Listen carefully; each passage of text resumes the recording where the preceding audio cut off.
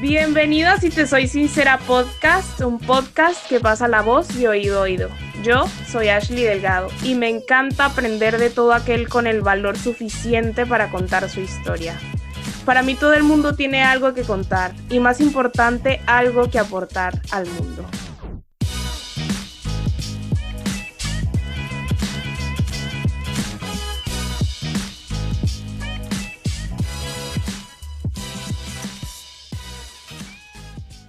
En el episodio de hoy me acompaña una mujer por la que yo me quito el sombrero y le entrego absoluto respeto porque requiere de mucho coraje y poder hacerle frente a la injusticia social de manera en la que lo ha hecho ella. Ella es una comunicadora social de la Universidad Javeriana en Bogotá, transfeminista, defensora de los derechos humanos y activista por los derechos de las personas trans. Juli Salamanca es una mujer que defiende su autonomía corporal, la igualdad de derechos de todas las formas de ser mujer y trabaja día a día por un reconocimiento en pro de la construcción de un feminismo en el que quepamos todos y todas. Pero bueno, dejemos que ella nos cuente su historia. Hola Juli, ¿cómo estás? Hola querida, muchas gracias de verdad por esta invitación. Estoy muy feliz y emocionada de que conspiremos y hablemos un rato en este espacio tan poderoso que tú tienes. Gracias, gracias. Pero bueno, cuéntanos un poco cómo comenzó todo. Cuéntanos un poco cómo comenzó tu historia. Bueno, pues yo soy Juli Salamanca, soy comunicadora social de la Universidad Javeriana. Llevo 5 años siendo la directora de comunicaciones de una organización que se llama Red Comunitaria Trans, que es una organización que lleva 10 años trabajando por los derechos de mujeres trans en situación de exclusión y vulnerabilidad, como lo son trabajadoras sexuales, usuarias de droga, habitantes de calle y mujeres trans privadas de la libertad. Entonces, llevo 10 años trabajando por los derechos humanos, en la defensa de los derechos humanos de las personas trans. Empecé en este mundo activista en una organización que se llamaba Parces ONG, que hoy ya no existe, y gracias a esta organización pude llegar a la red comunitaria trans, que es mi casa, es mi familia y es mi lugar de trabajo y denunciación política. Eso es un trayecto y debió haber sido muy difícil, pero cuéntanos un poco de dónde sale esas ganas de convertirte en defensora del derecho del libre desarrollo de la personalidad. Bueno, yo creo que uno empieza a hacerse muchas preguntas y uno empieza a ver que en su entorno existen muchas injusticias, y yo creo que yo empiezo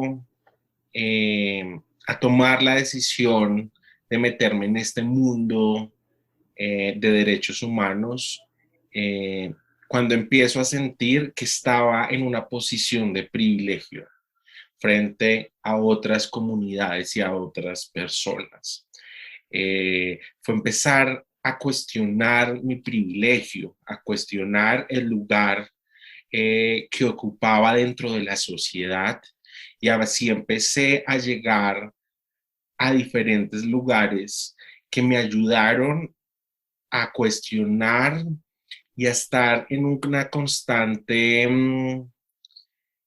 como una constante transformación de lo que llamamos el privilegio, porque creo que la educación no puede ser un privilegio, la educación es un derecho. La vida en sí misma no puede ser un privilegio para algunas, sino es un derecho de todas las personas. Entonces yo creo que lo que más me, como que más me apelaba era sentir que otras personas no contaran con las mismas oportunidades y con los mismos derechos. Y fue así que empiezo a trabajar con trabajadoras sexuales trans del barrio Santa Fe, con usuarias de droga en la L. Y es allí donde empiezo también a construirme como Juli Salamanca, como la mujer que soy hoy en día y como la mujer que siempre soñé, porque hoy me veo en el espejo y veo esa mujer que siempre soñé ser, ¿sí? La mujer grandota, la mujer robusta, la mujer gorda, la mujer que tiene una voz gruesa, la mujer que se viste como se le da la gana, pero creo que fue ese inicio cuando empecé a cuestionar el lugar que ocupaba en el mundo, en la ciudad, en mi casa, en mi familia, con mis amigas. Claro, yo creo que eso es lo más importante de que uno debe proyectar a los demás. Tú te proyectas como eres y eso es lo que los demás van a ver en ti. Esa seguridad se te nota. Esas ganas, esa fuerza, ese poder, de verdad que se te nota y yo lo admiro muchísimo cuando veo esas publicaciones y eso, yo creo que es lo mucho más importante que cualquier otra cosa, que la imagen, que cualquier otra cosa de verdad. Y bueno, hay un factor social bastante fuerte y es el que día a día sé que tienen que lidiar con el señalamiento, la exclusión y los estigmas sociales. ¿Cómo ha sido para ti eso? ¿Cómo lo has vivido? Bueno, yo creo que en el contexto colombiano, ser una persona trans y ser una mujer trans todavía sigue siendo una sentencia de muerte. El 2020 lo cerramos con 32 asesinatos de personas trans y las mataron por ser personas trans. Y dentro de esas 32 personas trans, 31 eran mujeres trans. Y este año, en el 2021, en las primeras 7 semanas del año, han sido asesinadas 7 mujeres trans. Y vuelvo y repito, las mataron por ser mujeres trans. Entonces, creo que en Colombia pasa algo y es que a pesar que tenemos un avance en materia de derechos ganados, es decir, la Corte Constitucional en Colombia se ha pronunciado y tiene una jurisprudencia muy grande en cuanto a derechos de personas trans, pero en la realidad es otro el cuento. En la realidad, la vida de las personas trans sigue en peligro y existen millones de barreras de acceso para que las personas trans puedan vivir, ¿sí? Porque acá en Colombia pasa una situación y es que las personas trans están sobreviviendo, si no están sintiéndose al igual que otra o otro ciudadano.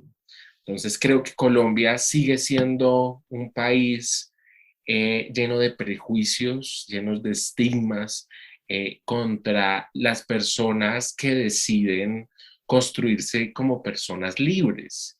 Y este es el caso preciso de las mujeres trans, que las mujeres trans decidimos construirnos como se nos da la gana, si decidimos alejarnos de lo que espera el mundo y lo que espera la sociedad del deber ser de la mujer.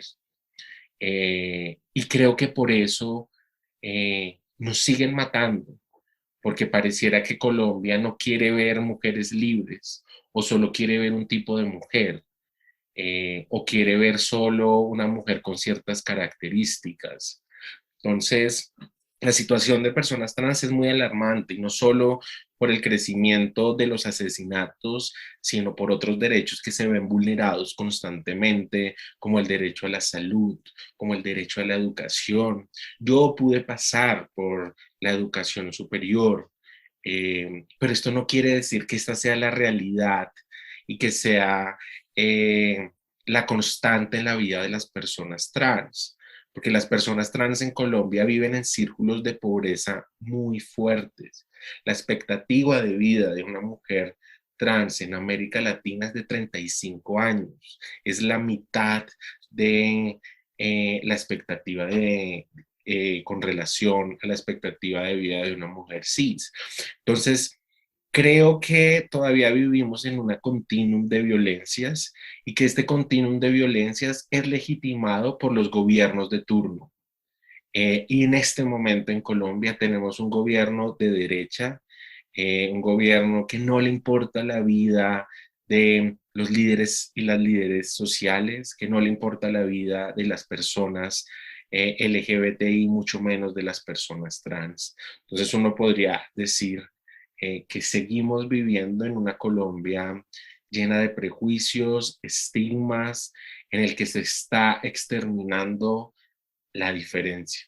Claro, claro, y a eso iba. Las personas creen que es fácil, pero no. En pleno 2021 creo que falta muchísimo trabajo por hacer en una sociedad que no acepta esa libre expresión y que acoger esa idea de que todos tenemos una dignidad y que toda persona necesita y merece el mismo respeto es algo que todavía como que no existe y hace muchísima falta y me encanta que estés aquí en este podcast para que todas las personas que nos escuchen sepan que cualquier persona merece la misma dignidad, el mismo trato y el mismo reconocimiento. Y sé que en Colombia y en muchos países de Latinoamérica hay la mayor parte de la incidencia cuando se irrespeta a una mujer trans, cuando se agrede o cuando se incluso se asesinan, muchas de las veces esa intimidación se da por los entes de seguridad. Sí, pues ¿Es sí, así o no? totalmente. Y un O, ejemplo claro es la policía. Acá la policía en Colombia eh, es una institución que históricamente ha asesinado, desaparecido, torturado y violentado a las mujeres trans y a las personas trans. Acá tenemos varios casos que hoy siguen en la impunidad, en donde la policía ha asesinado y desaparecido a mujeres trans. Y la policía acá como institución sigue sin querer entender que las mujeres trans son mujeres y que los hombres trans son hombres. Acá creo que hay que decir que independientemente de tu identidad, de lo que tengas entre las piernas, de tu raza, de tu género, de tu sexo, de tu afinidad con la calle, ningún ser humano merece ser víctima de violencia policial. Pero acá en Bogotá, el 8% de la totalidad de los casos de violencia policial que se presentaron el año pasado son contra personas trans. Entonces acá es una cifra demasiado grande relacionado con el número de personas trans que hay en Bogotá. Porque uno diría cuántas personas trans y ni siquiera lo tienen idea. O sea, no hay un censo poblacional que dé cuenta de cuántas personas trans hay en Bogotá ni en Colombia, porque el último censo poblacional que hicieron no incluyeron ninguna variable que diera cuenta de la identidad de género de las personas. Entonces, en Colombia, las personas trans siguen sin existir. Pero el problema con la policía es que la policía, como único ente de control en los territorios, lo que hace es abusar de este poder. Y vemos cómo se han encargado de un perfilamiento constante hacia las identidades, hacia los grupos históricamente marginalizados, como son mujeres trans, personas afro, trabajadoras sexuales, usuarios de droga, habitantes de calle. Entonces hay un constante perfilamiento y un constante criminalización a estas identidades. ¿Qué quiere decir eso? Que hacia estas identidades la policía le atribuye solo cosas negativas y solo cosas criminales. Entonces, cuando va caminando una mujer trans por la ciudad, entonces la tienen que requisar porque entonces ya dicen que o se robó algo o piensa robarse algo o está haciendo el espacio inseguro. Entonces yo creo que en cuanto a la policía, creo que en Colombia es momento de ser radicales frente a la posición de hablar de una desfinanciación de la policía. Creo que ya no podemos seguir hablando de reformas a la policía cuando llevamos más de 10 años intentando hacer una reforma y hemos visto que no funciona, que siguen matando, que siguen violando, que siguen golpeando. a comunidades históricamente marginalizadas. Entonces creo que es totalmente falso y es como un paño de agua tibia decir que una reforma a la policía va a lograr algo, que nos llamarán ilusas a las personas que abogamos por hablar por la desfinanciación de la policía, porque dirán, entonces ahora ¿quién nos va a cuidar? Si desaparece o le quitan plata, recursos a la policía, ahora ¿quién nos va a cuidar? Pero es que la policía nunca nos ha cuidado. Sí, creo que también es bueno que investiguen un poco de cómo, de por qué surgió la policía en Estados Unidos. Y en Estados Unidos surge la policía para perseguir personas negras, para que no se les escaparan. Así surge esta institución que nunca ha protegido, sino que siempre la presencia de la policía para la sociedad ha representado miedo, angustia. Y creo que es el momento que las comunidades históricamente vulneradas empecemos a hablar de lo que hemos hecho por años y por siglos, que es el cuidado colectivo, es la materialización del concepto que nosotras llevamos haciendo mucho tiempo en los territorios, en los barrios. Y es esa materialización del cuidado colectivo, el cuidado entre pares, la sororidad. Claro, así es. Es que siempre siento que los grupos vulnerables son los que se cuidan ellos mismos y los que de alguna u otra forma tienen que enseñarle a una sociedad que, oye, me estás vulnerando mis derechos y la policía no me va a defender. Me toca a mí y a ti entender que yo también valgo, ¿no? Y creo que, bueno, lo que dices es súper claro, súper importante y me encanta que todo esto va en pro de que la gente entienda, que concientizarse y hacer un proceso de inclusión a estos grupos vulnerables es lo primordial para hacer que sus derechos se respeten, que no sabemos si un día la policía va a decidir aceptar que, oye, sí cometí un error, oye, sí, no sabemos, pero depende ahora en este momento de nosotros cuidarnos, como dice Juli, exigir lo que merecemos porque nadie más lo va a hacer por nosotros. Y bueno, sabemos que eres pacifista, eres activista, pero cuéntanos, Juli, un poco de cuáles son tus planes para el futuro en pro de este movimiento.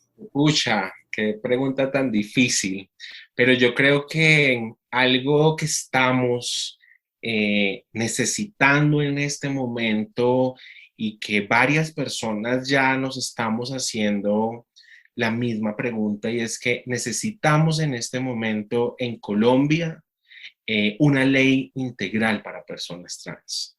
¿Sí? Ya es momento de la construcción de esta ley integral que cobije a niñas, niños, niñes, pero también a adolescentes y también a personas adultas mayores trans.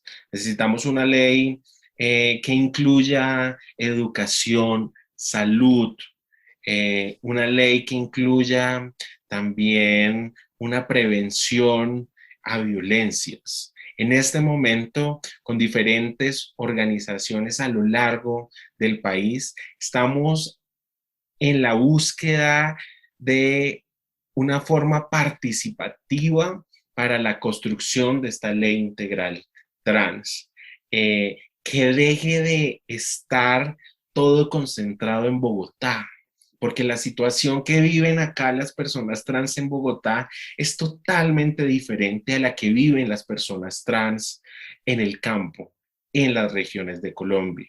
Entonces, para pensarnos en una ley integral trans, tenemos que empezar un proceso participativo donde todas las voces cuenten.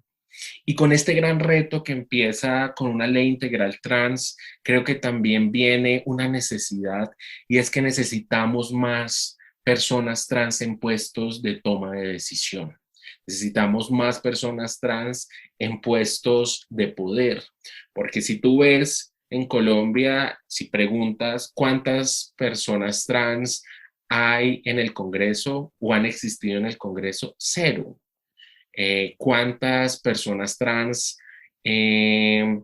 hay en puestos de toma de decisión en la alcaldía de Bogotá?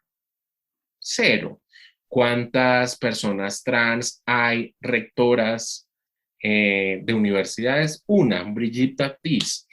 Entonces creo que es la necesidad de que nosotras mismas lleguemos al legislativo para priorizar nuestras necesidades. Y estoy 100% convencida de que en este momento en Colombia hay muchas mujeres trans preparadas para llegar al Congreso de la República y que no va a ser una tarea fácil, que va a ser una tarea sumamente difícil, pero es que nunca nada a las personas trans nos ha tocado fácil, todo nos ha tocado guerreado, todo nos ha tocado peleado, todo nos ha tocado demostrarlo el doble.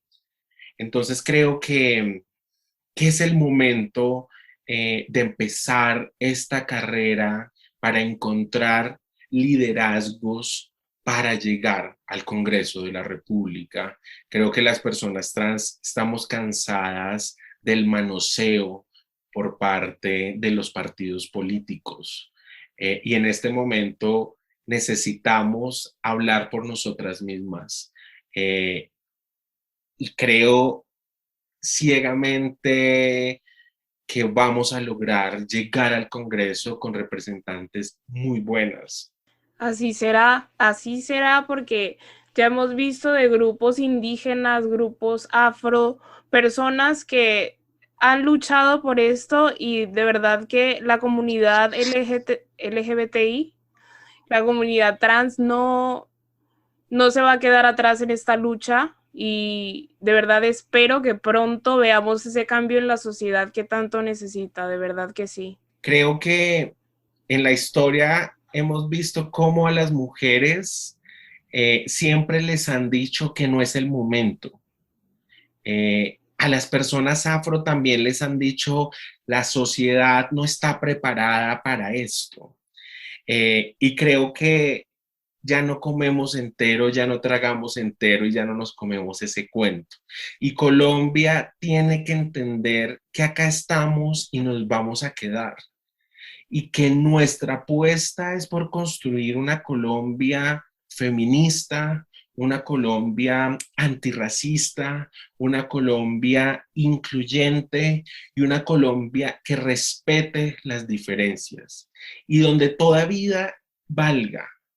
Y creo que ese es el gran propósito de un movimiento trans que se está pensando a futuro y un movimiento trans que incluya todas las interseccionalidades, hablando con comunidades que han sido históricamente marginalizadas como personas con discapacidad, personas trans negras, personas trans trabajadoras sexuales, personas trans habitantes de calle, con todas estas comunidades que les han dicho, chao, ustedes no pueden, ustedes no son bienvenidas en estos movimientos. Es que les han cerrado las puertas por todos lados, tanto en trabajos como la sociedad, como bien lo leía en una experiencia que tuvo Juli, los baños, que son algo que con lo que uno tiene que vivir todos los días y me parece que no es justo y tenemos que cambiar, tenemos que exigir que se haga no solo el grupo mismo, sino también las personas que estamos afuera, que escuchamos, que sabemos, porque parte de ese cambio en la sociedad depende de reconocer, de decir, ¿sabes qué? Te estoy viendo, te estoy escuchando. Todos necesitamos ese cambio y es para bien, de verdad que sí. Pero Juli, cuéntanos, ¿qué les dirías a las personas, ya para cerrar, que nos están escuchando, que como tú quieren ver un cambio en la sociedad, que la sociedad crezca? ¿Qué es lo que tú les dirías o les aconsejarías? Pues primero que el futuro es feminista, que creo firmemente que el futuro está más cercano que lejos y sí o sí va a ser feminista. Segundo, que creo que algo que me sirvió a mí para entender y para encaminarme en el mundo de la justicia social es ponerme en el zapato y en los zapatos de la otra persona. es no solo pensar en mí, sino sí, claro, primero uno, pero también pensar en las necesidades de otras personas. Creo que algo muy importante también es pasar el micrófono. Pasar el micrófono es entender que otras personas están atrás o abajo de uno y que estas personas de pronto no cuentan con la plataforma que uno cuenta y que por eso hablar de pasar el micrófono es entender que todas las personas contamos y deberíamos tener los mismos derechos. Así que creo que también la clave de esto es unirnos todas, todos y todes en rechazo de discursos de odio, eh, y que creo que para entrar en el mundo de la justicia social no obligatoriamente uno tiene que ser activista, sino que en su cotidianidad, con sus acciones, puede transformar el mundo.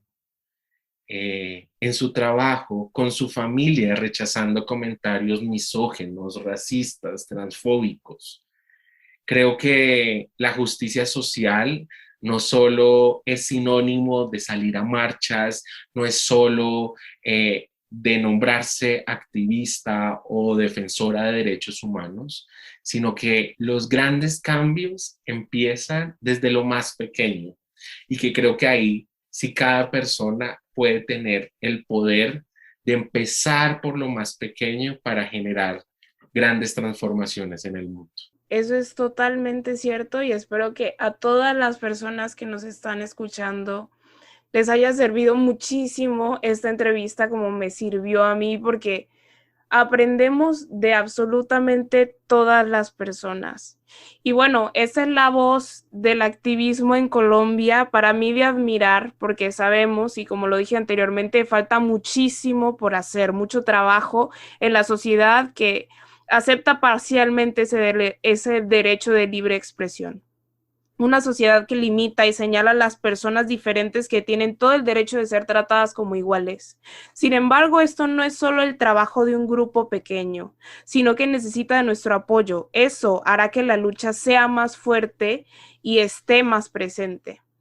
Y con esta referencia de mujer que lucha por lo que quiere, espero que muchos más se animen a generar ese cambio, porque Juli, tú también nos has enseñado que todos, absolutamente todos desde nuestra casa podemos hacerlo. Así que gracias, es un honor para mí haber compartido contigo este espacio y gracias por compartir tu historia que de verdad significa muchísimo. Ya eres una líder, no solo para Colombia, sino para el mundo. No, pues qué palabras tan lindas, de verdad. Me siento muy conmovida, muy agradecida por estas palabras. Gracias a ti por la invitación y a todas las personas que escuchan este podcast. Y por favor, sigamos transformando el mundo. Que las diferencias nos unan en vez de separarnos y dividirnos. Y bueno, cada uno de nosotros es un minúsculo grano de arena en el universo. Sin embargo, todo es producto de algo y causa para algo mayor. Así que vive y aprende que entre tanta arena se construye una playa entera. Para mantenernos conectados, síguenos en Instagram como Sincera Podcast. Nos vemos muy pronto.